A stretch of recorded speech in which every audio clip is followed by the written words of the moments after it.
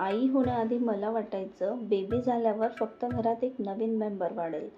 पण खरं सांगायचं तर बेबीसोबत फक्त घर नाही तर आईचं संपूर्ण आयुष्य बदलतं.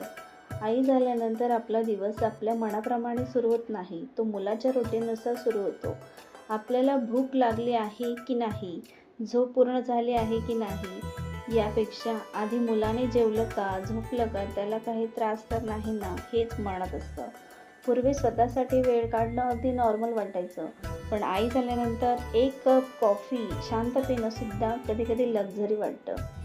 कधी आपण घर, मूल आणि फॅमिली सांभाळताना स्वतःलाच विसरून जातो.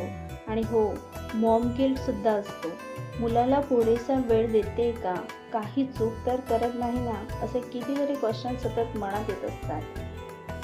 पण एक गोष्ट मात्र खरी आहे, आई झाल्यानंतर आपण फक्त मुलाला जन्म देत नाही, आपल्या आत एक नवीन व्यक्तीही जन्माला येते, ती म्हणजे आई.